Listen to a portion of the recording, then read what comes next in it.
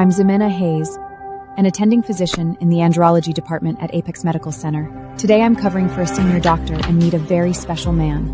The door is pushed open. A broad-shouldered man in a charcoal suit steps inside. Lie down there and remove your trousers. His expression freezes instantly, his eyes sharpening into a frosted glare. Where is Dr. Jeff Barnes? Dr. Barnes was called into emergency surgery. I'm Dr. Hayes. I'm covering for him today. Mr. Dixon, my schedule is tight, so please lie down and cooperate. Ayden's face darkens. He turns toward the exit, but his assistant, Colby Dawson, blocks him. Ayden grinds his teeth. In the end, he lies down on the examination bed. Relax. Remaining tense will interfere with the results. I begin the examination, starting my routine questioning. Do you keep a consistent daily routine? Yes. Do you experience morning erections? Yes. When was your most recent sexual encounter? The consultation room drops into a suffocating hush. Ayden fixes me with a hard stare. I haven't had any. I'm a little surprised. With a face like that and a body like his, he's had no sex life? Looks like he has more issues than I thought. After the examination, I inform Ayden. There may be functional irregularities present. No way. In the end, results speak louder than assumptions. An hour later, Ayden returns with the lab report. As anticipated, Mr. Dixon, the findings indicate mild neurogenic erectile dysfunction. His expression is terrifyingly dark.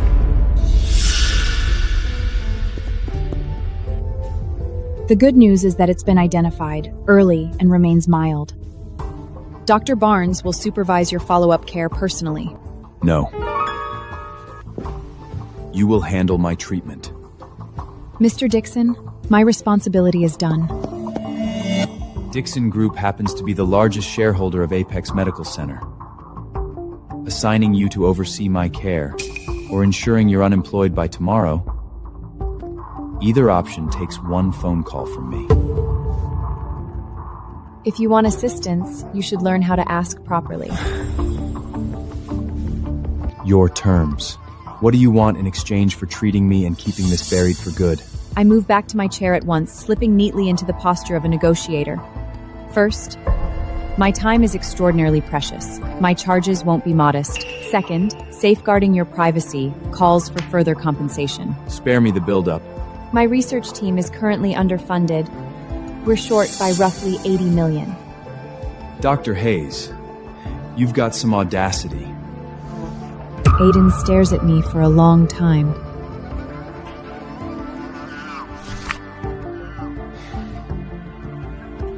Agreed.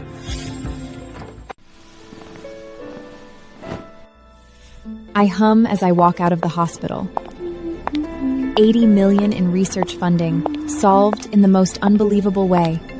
But my good mood doesn't last long. My grandmother calls. Ximena, do you have any idea what time it is? How can a young woman like you be out so late every single night? Come home immediately. I sigh. Tonight is going to be another exhausting showdown. 30 minutes later, I arrive at the Hayes mansion. My grandmother sits upright in a chair, her presence imposing. Stand properly. Do you have even a shred of respect left for me as your grandmother? Grandma, I was filling in for a coworker today. I'm not interested in your excuses. I've already asked an old acquaintance to arrange a suitable match for you. Our family has run businesses for generations, and I already indulged your father when he insisted on becoming a doctor. But you went further, choosing andrology. Are you determined to turn us into a joke? Even my parents side with my grandmother, telling me to start a family. Fine, I'll go.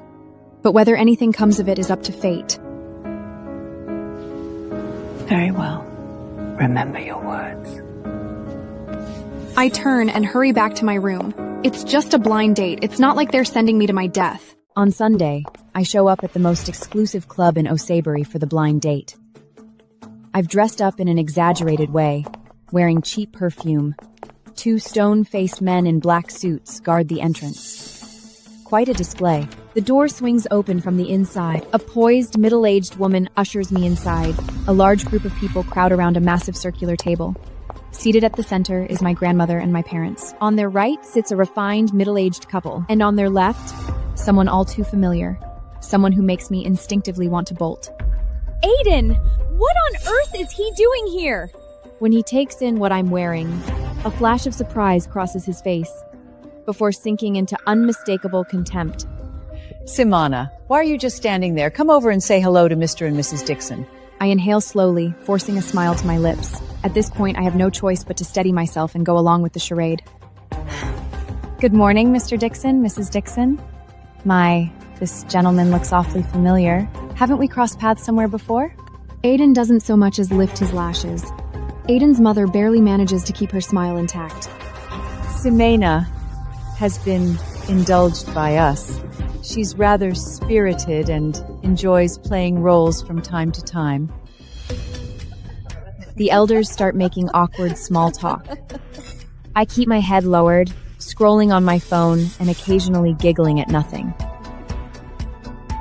I'm determined to sell the image of a carefree, defiant girl.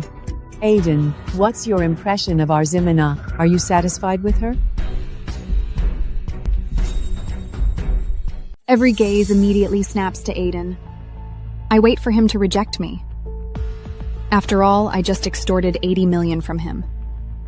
I was smitten with Dr. Hayes the second I saw her. The curve of my lips stiffens on my face. Smitten with me? Has Ayden completely lost his mind?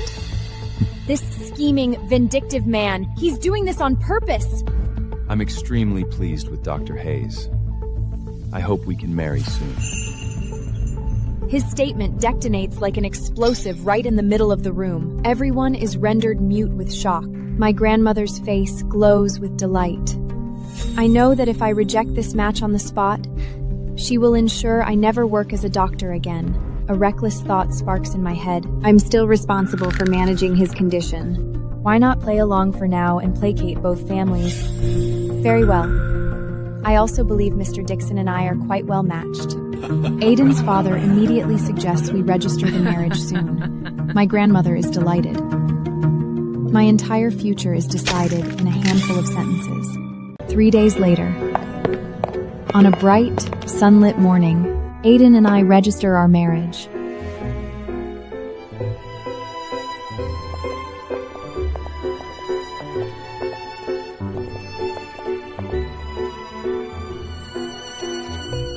After we get the marriage certificate, Colby hands me a folder.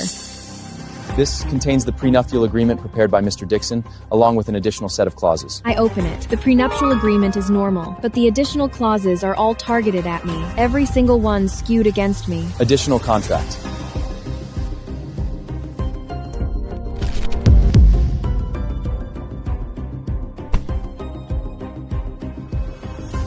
Mr. Dixon, is this what you call sincerity and collaboration? Dr. Hayes, in this marriage, I am the primary party. I supplied the capital, the laboratory, and resolved your troubles. It's only reasonable that you follow my terms. He's using a provocation tactic. I refuse to back down. Fine. Mr. Dixon, remember this agreement cuts both ways. Whatever you expect from me, you'd better be prepared to deliver yourself.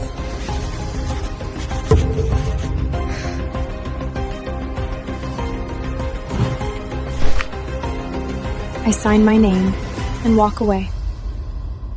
I return to the Hayes mansion with the marriage certificate and receive a warmer welcome than ever before. Perfect. Absolutely perfect. A young lady of the Hayes family should marry into a powerful household like the Dixons. Grandma, I've completed the task. So starting today, can you stop showing displeasure towards my work and my career? No displeasure at all.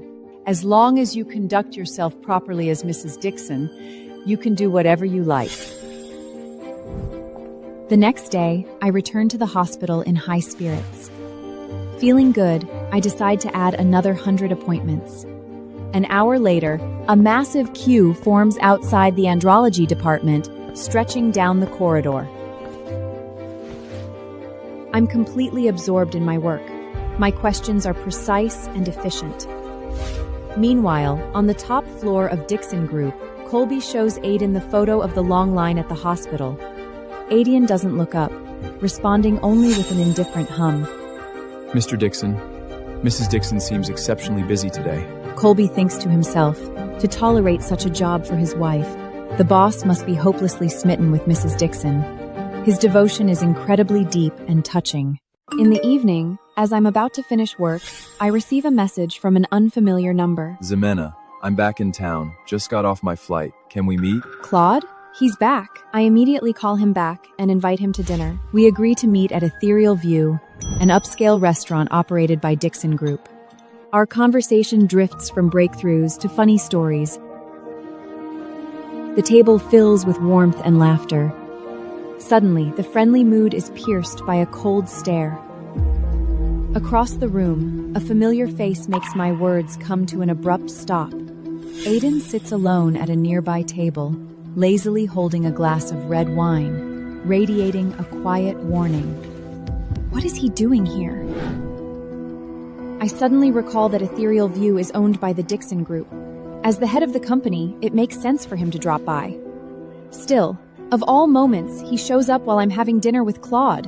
Ayden refuses to acknowledge my presence. Since he chooses to ignore me, I am more than willing to act like strangers as well. Just as we are on the verge of leaving, someone rushes in. Colby notices me seated nearby. Mrs. Dixon. I wish I could dash over and cover Colby's mouth. The atmosphere congeals. Claude stares at me, his expression riddled with disbelief. Mrs. Dixon? After addressing me, Colby promptly crosses over to Ayden and reports with deference. Mr. Dixon, I've brought the documents you asked for. Ayden doesn't even bother to raise his lashes. My anger flares instantly. I know Colby is acting under Ayden's orders.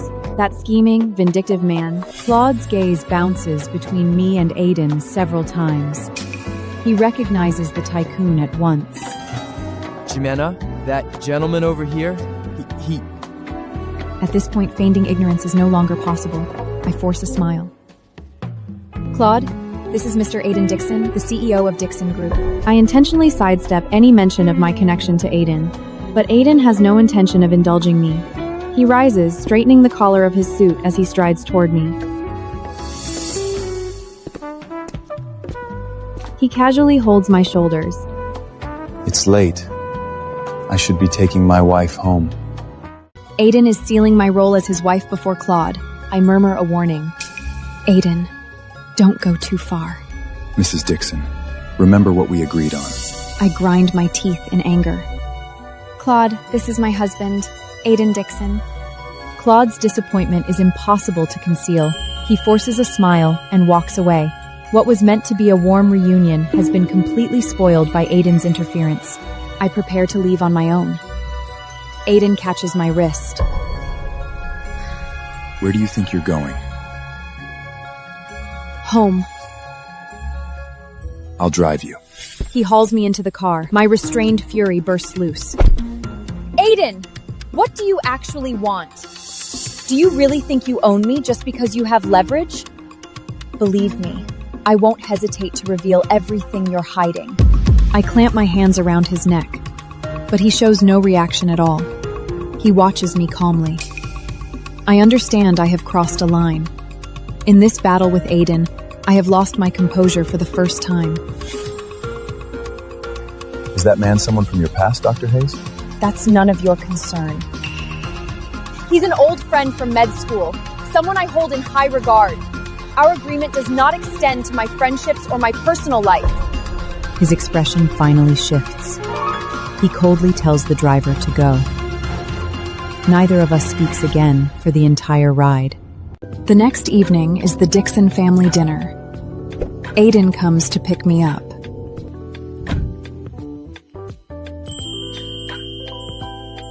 He frowns when he sees my outfit. I'm wearing a strapless red gown and striking makeup. He wanted me to dress appropriately, but I have no intention of going along with it. It's excessive. I know exactly why he's frowning, but I chose this look on purpose. Mr. Dixon, this evening, I'm just the pretty, empty-headed showpiece, and I won't steal your spotlight. At the Dixon mansion,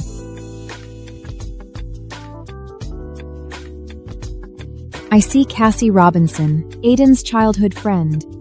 She's wearing a pink dress, soft and gentle, chatting with the elders.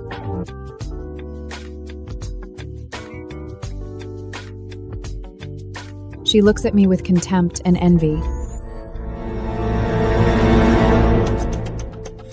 When dinner starts, Cassie deliberately steers the conversation towards my job. I heard that Ximena works in the andrology department at Apex Medical Center. The moment those words land, the mood tightens.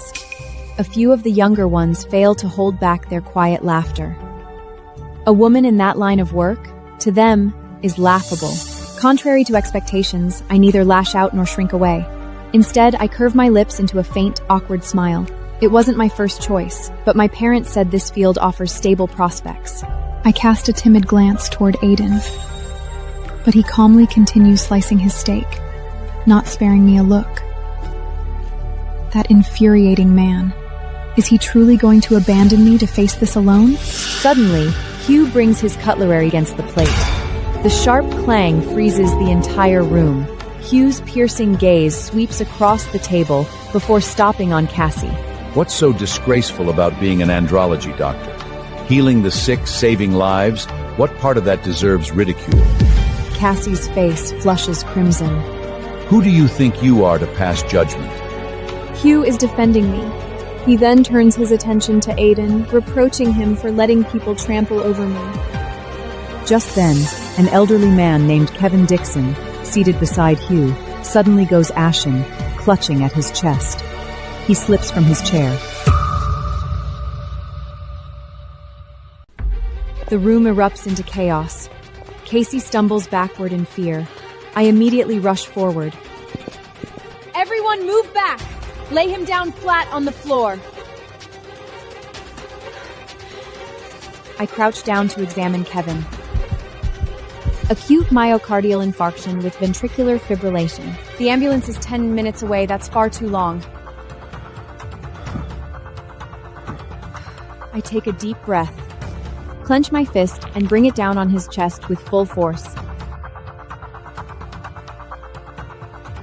A heavy, muffled thump rings through the otherwise silent room. Someone screams. Several people reflexively shut their eyes.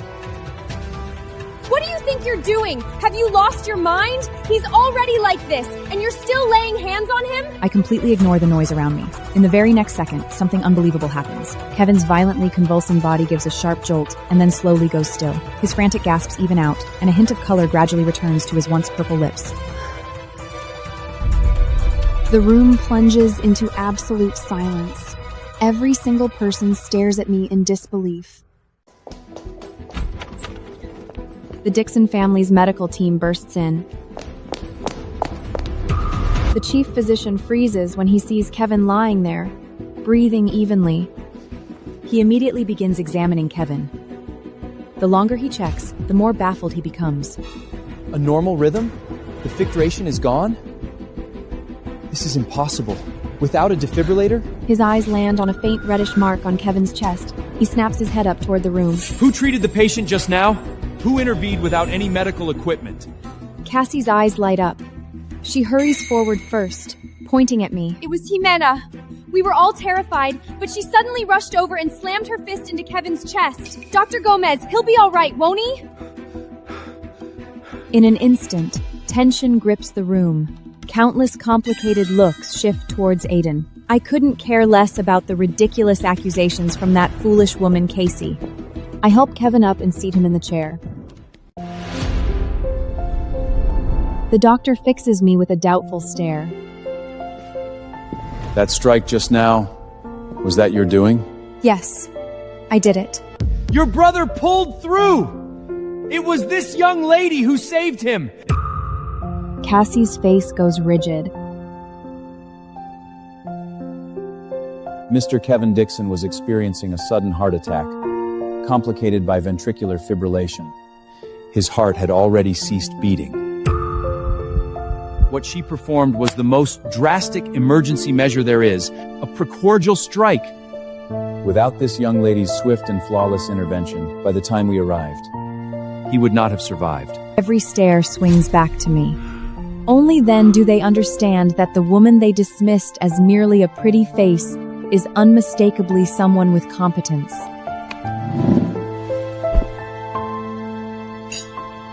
I walk back to the dining table and sit down, popping a piece of fruit to my mouth. Goodness, that punch took real effort. I'm worn out. The villa next to the main residing has been vacant for years. From today onward, it's yours. Everyone is stunned. Countless people have eyed that villa over the years, yet Hugh has never once relented. It is a clear statement to the entire Dixon family of how highly he regards me. Compelled into living together, Ayden's mood stays dark and irritable. The villa spans 3 floors, styled entirely to Ayden's minimalist tastes. Black, white, and gray tones creating an atmosphere of sleek refinement, but little warmth. Well, this place suits you perfectly. Cold and unfriendly, hands clasped behind my back, I wander leisurely up to the 2nd floor. The master bedroom is the most spacious, perfectly positioned, with a large ensuite bathroom and a balcony.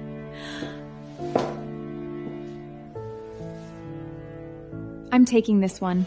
I take my suitcase into the room. Out of nowhere, he sweeps me off my feet effortlessly, holding me up like a helpless little kitten. Ayden! What do you think you're doing? Let go of me! Put me down!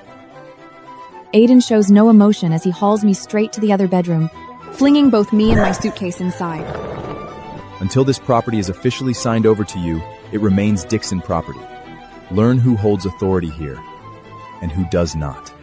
With those words, he slams the bedroom door shut. I scramble up from the bed, trembling with fury. I mentally curse him 100 times over. I swear that the instant the ownership papers are in my hands, the very first thing I will do is throw him out. And so begins our painfully awkward life under the same roof. Ayden is obsessively self-controlled, plagued by rigid cleanliness standards and an intense sense of territorial ownership. When working in his study, Ayden requires absolute quiet. Meanwhile, I lounge on the living room couch, crunching snacks and watching sitcoms, erupting into loud, carefree laughter. Ayden follows a meticulously planned diet of light, nutritionally balanced dinners. I adore bold, heavy flavors and frequently order takeout. Eventually, Ayden snaps. That night, he slaps a stack of papers onto the coffee table. These are the house rules. Read them. I pick up the pages and see more than a dozen absurd conditions listed. After 8 p.m., noise must not exceed 20 decibels. Food with strong odors is forbidden. Entry into the study, gym, or master bedroom without permission is forbidden. Of course, Mr. Dixon. I've memorized everything. The next day, my retaliation comes.